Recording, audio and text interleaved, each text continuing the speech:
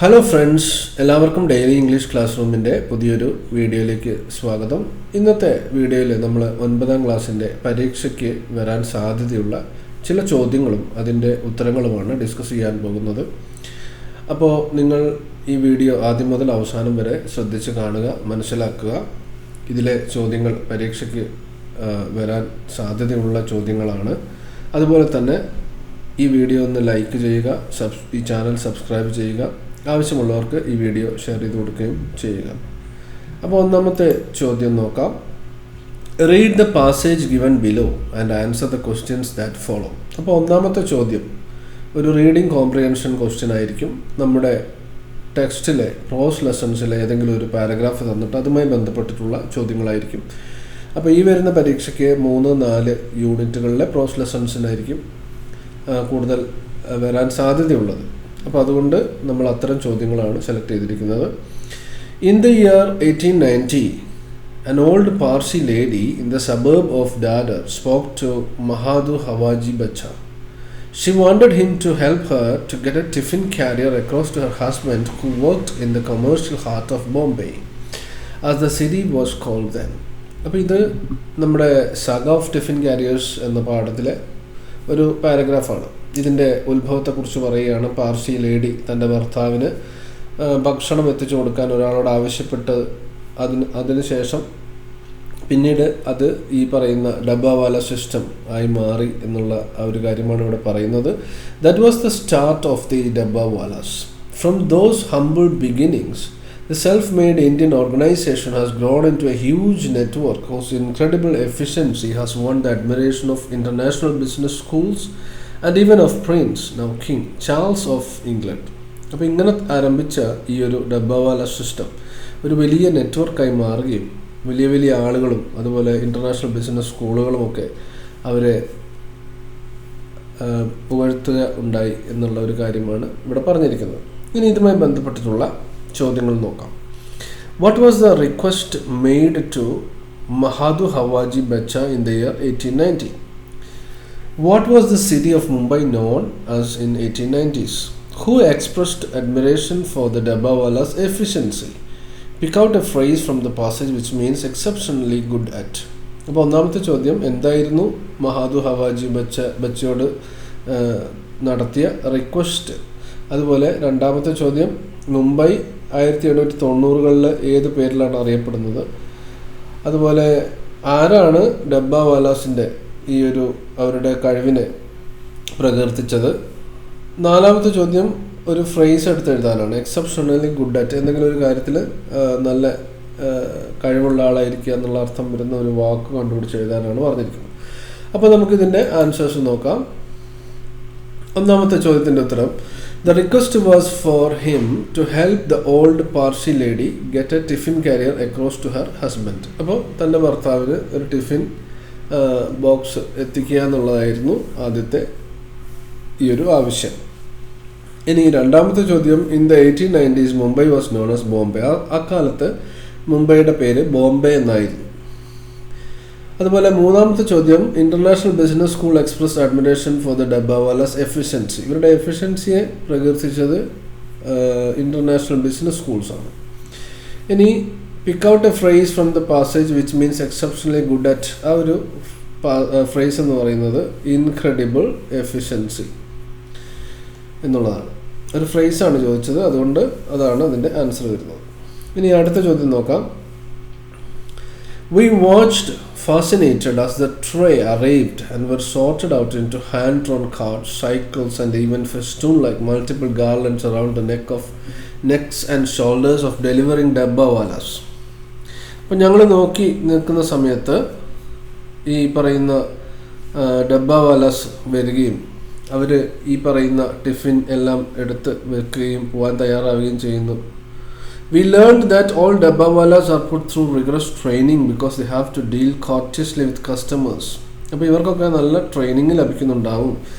ഈ കസ്റ്റമേഴ്സിനോട് എങ്ങനെ എളിമയോടെ പെരുമാറണം എന്നുള്ള കാര്യങ്ങളൊക്കെ അവർക്ക് നല്ല training കിട്ടുന്നുണ്ടാവണം. cannot be uncouth or drunk. അതുപോലെ ഇവർക്ക് കുടിച്ചുകൊണ്ടോ മദ്യപിച്ചുകൊണ്ടോ അല്ലെങ്കിൽ വളരെ മോശമായ രീതിയിൽ പെരുമാറാനൊന്നും സാധിക്കില്ലായിരുന്നു. ഇവർ നല്ല വിനയത്തോടു കൂടിയാണ് ആളുകളോട് പെരുമാറിയത്. നല്ല രീതിയിലുള്ള പെരുമാറ്റം, അതിനവർക്ക് ട്രെയിനിങ് കിട്ടിയിട്ടുണ്ടാവണം. Moreover if the forget wear the distinguishing white caps, അതുപോലെ അവരുടെ യൂണിഫോം വളരെ പ്രധാനപ്പെട്ടതാണ്. ക്യാപ്പ് ധരിച്ചില്ലെങ്കിൽ അതിനുള്ള നടപടികളുണ്ടാവും. They are initially fined for the first offence and then removed from the association if it should happen again. അപ്പോൾ ആദ്യം ഒരു ഫൈനൊക്കെ കൊടുക്കും, അതിനുശേഷം വീണ്ടും ഇത് ആവർത്തിക്കുകയാണെങ്കിൽ അവരെ ഇതിൽ നിന്ന് പുറത്താക്കുക അത്രയും സ്ട്രിക്റ്റ് ആയിട്ടുള്ള നടപടികൾ അവർ സ്വീകരിക്കുമായിരുന്നു. They run a very tightly controlled disciplined organization. അപ്പോൾ വളരെ കൃത്യമായി നിയന്ത്രിക്കപ്പെടുന്ന നല്ല ഡിസിപ്ലിൻ ഉള്ള ഒരു ഓർഗനൈസേഷനാണ് ഈ ഡബ്ബാവാല എന്ന് പറയുന്നത്. ഇനി ഇതിലെ ചോദ്യങ്ങൾ നോക്കാം. What was the narrator fascinated about? What happens if a dabbawala forgets to wear their distinguishing white cap? Why is it important for dabbawalas to deal courteously with customers? Pick out a word from the passage which means strict, demanding or thorough. അപ്പോൾ നമുക്കിതിൻ്റെ answers നോക്കാം. അപ്പോൾ എന്താണ് ഇവിടെ ഈ article നമ്മളോട് പറയുന്ന, അവരെ അത്ഭുതപ്പെടുത്തിയ കാര്യം എന്താണ്? The narrator was fascinated by how the trays were sorted out. അപ്പോൾ ഇതിൻ്റെ ട്രേ ഒക്കെ എങ്ങനെയാണ് എടുത്തു വെക്കുന്നത്, സോർട്ട് ചെയ്യുന്നത്, തരംതിരിക്കുന്നത്. And the organization of the delivery dabbawalas. ഇനി രണ്ടാമത്തെ ചോദ്യം, what happens if a dabbawala forgets to wear the distinguishing white cap? ഇവരുടെ യൂണിഫോം കൃത്യമായി ധരിച്ചില്ലെങ്കിൽ എന്താണ് സംഭവിക്കുക? If a dabbawaala forgets to wear the distinguishing white cap, they are initially fined. ആദ്യം അവർക്ക് ഫൈൻ കൊടുക്കും. For the first offense, ആദ്യം ചെയ്യുമ്പോൾ may be removed from the association if it happens again. വീണ്ടും ആവർത്തിക്കുകയാണെങ്കിൽ ഇവരെ ഇതിൽ നിന്ന് പുറത്താക്കും. Why is it important for dabbawalas to deal courteously with the customers? കസ്റ്റമേഴ്സിനോട് നല്ല രീതിയിൽ പെരുമാറേണ്ടതിൻ്റെ ആവശ്യകത എന്താണ്? It is important for dabbawalas to deal courteously with customers because they are part of a disciplined organization. അപ്പോൾ അവർ ഈ ഒരു ഓർഗനൈസേഷൻ്റെ ഭാഗമായതുകൊണ്ട്, ഈ ഓർഗനൈസേഷൻ വളരെ disciplined ആയതുകൊണ്ട്, അതുപോലെ കസ്റ്റമേഴ്സിന് വലിയ വില കൽപ്പിക്കുന്നത് കൊണ്ട് ഒക്കെയാണ് അങ്ങനെ പെരുമാറുന്നത്. That values customer service and professionalism. ഇനി pick out a word from the passage which means strict, demanding and thorough. അപ്പോൾ ആ ഒരു അർത്ഥം വരുന്ന വാക്കെന്ന് പറയുന്നത് റിഗറസ് എന്നുള്ള വാക്കാണ്. ഇനി നമുക്ക് മറ്റൊരു ചോദ്യം നോക്കാം. Read the passage given below and answer the questions that follow. We left the dabbawalas to get on with their schedules and walked across to the tea center for our own lunch. അപ്പോൾ ഞങ്ങൾ അവരെ വിട്ട് lunch കഴിക്കാനായി പോയി. In the lobby next to the lift, we noticed a dabba under a trestle table. അപ്പോൾ ഞങ്ങൾ അവിടെ ഒരു മേശയുടെ അടിയിലായിട്ട് ഒരു വലിയ ഡബ്ബ ഇരിക്കുന്നത് കണ്ടു. The guard told us that it belonged to someone in the Textiles Export Promotion Council on an upper floor. അപ്പോൾ ഇത് ടെക്സ്റ്റൈൽ എക്സ്പോർട്ട് പ്രൊമോഷൻ കൗൺസിലിലെ ഒരാളുടേതാണ്. We went up and met E.L. Paulo, director and secretary of the council. അപ്പോൾ ഞങ്ങൾ അദ്ദേഹത്തെ പോയി സന്ദർശിച്ചു. He lived in the suburbs on Meera Road and he had been dealing with the dabbawalas for 10 years. അപ്പോൾ 10 വർഷമായിട്ട് ഇവരുടെ സേവനം ലഭിച്ചുകൊണ്ടിരിക്കുന്ന ഒരു വ്യക്തിയാണ് അദ്ദേഹം. അപ്പോൾ അദ്ദേഹത്തിന് അവരെക്കുറിച്ച് വളരെ നല്ല വാക്കുകളാണ് പറയാനുള്ളത്. He told us that they pick up his tiffin carrier at 8 every morning. എല്ലാ ദിവസവും രാവിലെ 8 മണിക്ക് അവർ വന്ന് ഭക്ഷണം എടുക്കും. In all these 10 years, he said they have never missed. ഈ 10 വർഷത്തിനടുക്ക് ഒരു ദിവസം പോലും അവരത് തെറ്റിച്ചിട്ടില്ല. It's a wonderful service, very reliable. നമുക്ക് വിശ്വസിക്കാൻ പറ്റുന്ന ഒരു സേവനമാണ്, ഒരു സർവീസ് ആണെന്നൊക്കെയാണ് അദ്ദേഹത്തിൻ്റെ അഭിപ്രായം. ഇനി ചോദ്യങ്ങൾ നോക്കാം. Where did the narrator and her companion go for lunch? ഇവരെവിടെയാണ് ലഞ്ച് കഴിക്കാൻ പോയത്? Who was E.L. Paulo and how long had he been dealing with the dabbawalas? E.L. Paulo എന്ന് പറയുന്ന ആരാണ്? എത്ര കാലമായിട്ട് അദ്ദേഹം ഡബ്ബാവാലാസിനെ ആശ്രയിക്കുന്നു?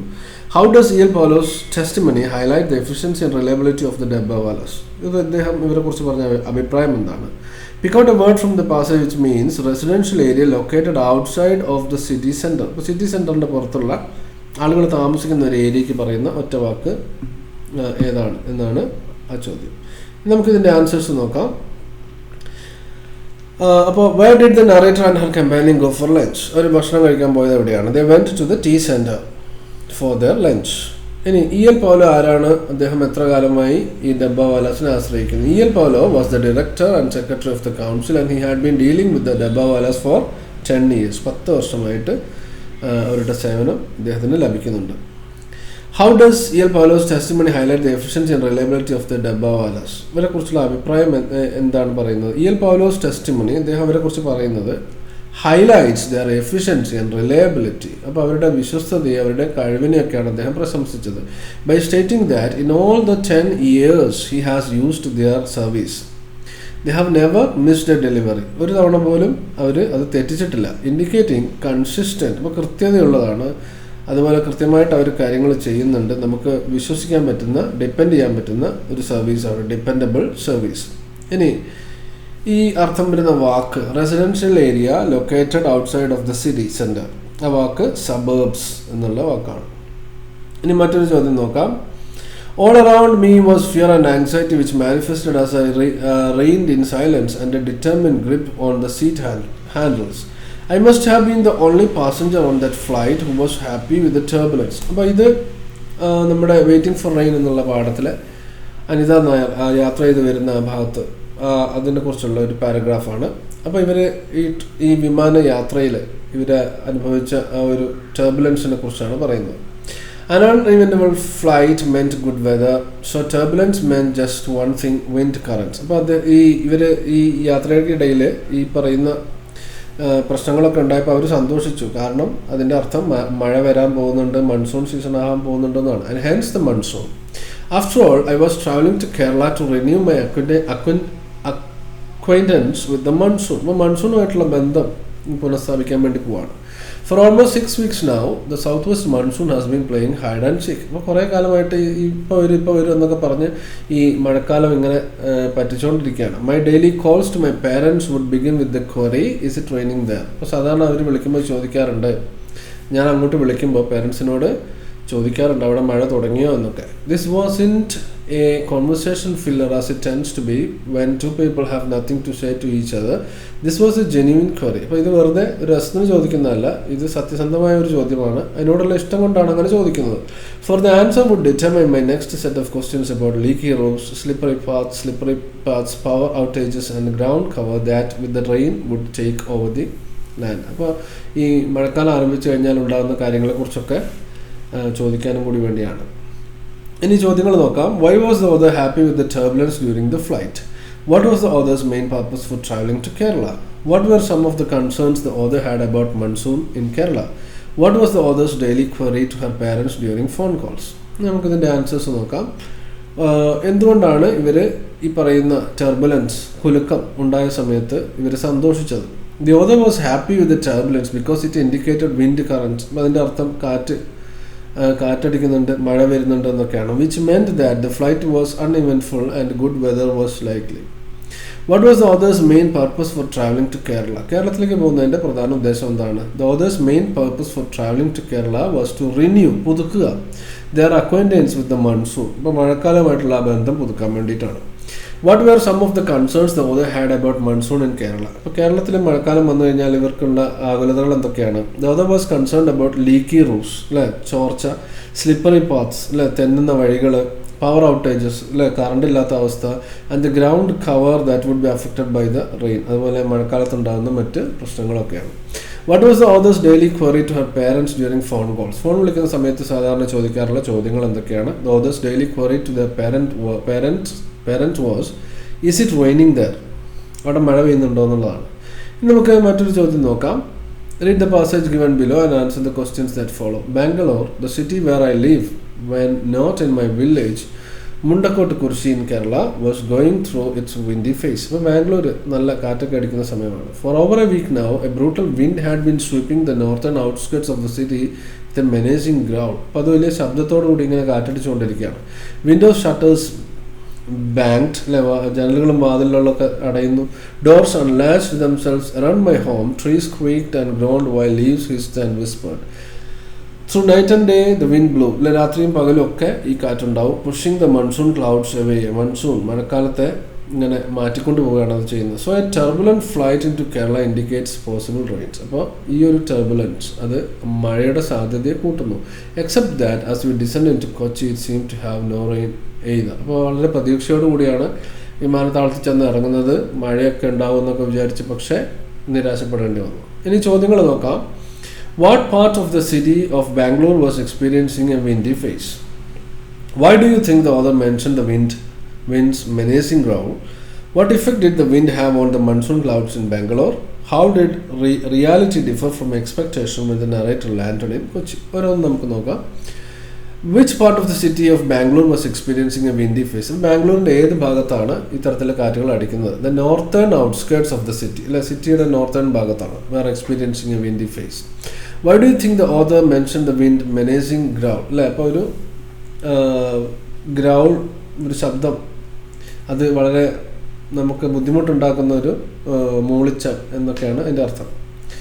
എന്തുകൊണ്ടാണ് അവർ അങ്ങനെ ചിന്തിച്ചത്? The author mention the winds menacing growl to convey the intensity, അപ്പോൾ അതിൻ്റെ ശക്തി, threatening nature of the wind, അതുപോലെ വിൻഡ് കാറ്റടിക്കുമ്പോൾ ഉണ്ടാകുന്ന പ്രശ്നം, emphasising its power and unsettling atmosphere it create, ഇത് ഉണ്ടാക്കുന്ന പ്രശ്നങ്ങളെ സൂചിപ്പിക്കാനാണ് ഈ വാക്ക് ഉപയോഗിച്ചിരിക്കുന്നത്. What effect did the wind have on the monsoon clouds in Bangalore? Monsoon ക്ലൗഡ്സിന് ഈ കാറ്റടിച്ചപ്പോൾ എന്ത് സംഭവിച്ചു? The wind push the monsoon clouds away preventing rain from falling in Bangalore. അപ്പോൾ മഴയെ അത് ദൂരേക്ക് കൊണ്ടുപോയി. അപ്പോൾ മഴ പെയ്യാൻ സാധ്യതയുള്ള മേഘങ്ങളെയൊക്കെ അത് അവിടെ നിന്ന് ദൂരേക്ക് മാറ്റിക്കൊണ്ടുപോയി, അത് മഴ ഇല്ലാതാക്കി. How did reality differ from expectation? അപ്പോൾ പ്രതീക്ഷയും യാഥാർത്ഥ്യവും രണ്ടും വ്യത്യസ്തമായത് എങ്ങനെയാണ് കൊച്ചിയിലെത്തിയപ്പോൾ? The narrator expected rain in Kochi due to the windy conditions in Bangalore. അപ്പോൾ വളരെ പ്രതീക്ഷയോടുകൂടി മഴ പ്രതീക്ഷിച്ചുകൊണ്ടാണ് കൊച്ചിയിലെത്തുന്നത്. പക്ഷെ അവിടെ എത്തിയപ്പോൾ മനസ്സിലായി മഴയില്ല. But upon landing it seemed there was no rain in Kochi എഴുതും. ഇനി മറ്റൊരു പാരഗ്രാഫ് നോക്കാം. I wait to drumming on my tiled roof, it's 2 AM and the monsoon has finally come calling on me. ഇങ്ങനെ അവസാനം രാത്രി 2 മണിയായപ്പോൾ ഈ മഴക്കാലം ആരംഭിച്ചു. ദ പ്രോഡിഗൽ സൺ, അല്ലെ, ധൂർത്തനായ അവൻ വന്നു. Has found his way home. I pull the sheet to my chin and snuggle deeper into the bed. ഇപ്പം ഞാൻ നല്ലവണ്ണം മൂടി പുതച്ച് കിടന്നു. For that too is one of the many pleasures of the monsoon. ഈ മഴക്കാലത്തിൻ്റെ മറ്റൊരു സുഖമാണ് ഇങ്ങനെ മൂടി പുതച്ച് കിടക്കാൻ പറ്റുന്നു എന്നുള്ളത്. When I wake up at daybreak, രാവിലെ എഴുന്നേറ്റപ്പോൾ the music of rain is still playing. അത് അപ്പോഴും മഴയുടെ സംഗീതം പ്ലേ ചെയ്യുന്നുണ്ടായിരുന്നു. Plain and gamaka laden notes, high and low decibels, ചെറുതായിട്ട് മഴ പെയ്യുന്നുണ്ടായിരുന്നു. The stately pace of vilambakalam, the centre of the madhyamakalam, the quick trot of the drutatalam. അപ്പോൾ പല പല താളത്തിലാണ് മഴ പെയ്തുകൊണ്ടിരിക്കുന്നത്. The rain beckons me into its arms, the rain false. What is the author's initial reaction to the fall of the monsoon rain? Who is referred to as the prodigal son? Which are the different tempos of music mentioned in the passage? Pick out from the passage a word which means settle or move into a warm, comfortable position. നമുക്ക് ഓരോന്നും നോക്കാം. What is the author's initial reaction? ആദ്യത്തെ പ്രതികരണം എന്തായിരുന്നു? ഈ മഴ പെയ്യാൻ തുടങ്ങിയപ്പോൾ ഉള്ള പ്രതികരണം എന്തായിരുന്നു? The author's initial reaction is one of pleasure and comfort. സന്തോഷവും കംഫർട്ടൊക്കെയാണ് തോന്നിയത്. As the enjoy the sound of the rain and the cosy feeling its brings. അപ്പോൾ അത് നല്ലോണം ആസ്വദിച്ചു. അപ്പോൾ ഇവിടെ ധൂർത്തപുത്രൻ എന്ന് വിളിക്കുന്നത് ആരെയാണ്? ദ മൺസൂൺ, മഴക്കാലത്തെയാണ് ഇവിടെ പ്രോഡിഗൽ സൺ എന്ന് വിളിക്കുന്നത്. The monsoon is referred to as the prodigal son, symbolising its return to after a long absence. അപ്പോൾ ഒരുപാട് കാലത്തിന് ശേഷം തിരിച്ചു വരുന്ന, എല്ലാം നശിപ്പിച്ച് തിരിച്ചു വരുന്ന ഒരു മകൻ, ഒരു ബിബ്ലിക്കൽ ഇമേജാണ്. അതാണ് ഇവിടെ ഉപയോഗിച്ചിരിക്കുന്നത്. Which are the different tempos of music mentioned in the passage? ഇവിടെ ഉപയോഗിച്ചിരിക്കുന്ന മ്യൂസിക്കിൻ്റെ പല സ്പീഡുകളെ കുറിച്ച് പറഞ്ഞിരിക്കുന്നത് ഏതൊക്കെയാണ്? The different tempos of music mentioned are vilambakalam, അതായത് സ്പീഡ് കുറഞ്ഞിട്ടുള്ള ഒരു താളം. മധ്യമകാലം, ഒരു മീഡിയം താളത്തിലുള്ള മ്യൂസിക്, അതിൻ്റെ വേഗം. അതുപോലെ ധ്രുവകാലം, വളരെ വേഗത്തിലുള്ള മഴ. Pick out from the passage a word which means settle or move into a warm comfortable position. അപ്പോൾ കൂടുതൽ സുഖകരമായ ഒരു അവസ്ഥയിലേക്ക് മാറുക, അർത്ഥം വരുന്ന വാക്ക് സ്നഗിൾഡ് എന്നാണ് ഈ ഒരു വാക്ക്. അപ്പോൾ ഇത്രയും കാര്യങ്ങളാണ് ഈ ഒരു വീഡിയോയിൽ നിങ്ങളുമായിട്ട് ഷെയർ ചെയ്യാനുള്ളത്. ഈ വീഡിയോ നിങ്ങൾക്ക് ഉപകാരപ്പെട്ടു എന്ന് വിചാരിക്കുന്നു. നിങ്ങൾക്ക് ഉപകാരപ്പെട്ടെങ്കിൽ ലൈക്ക് ചെയ്യുക, അതുപോലെ ചാനൽ സബ്സ്ക്രൈബ് ചെയ്യുക. നമുക്ക് മറ്റൊരു വീഡിയോയിൽ വീണ്ടും കാണാം. Thanks for watching and have A nice time.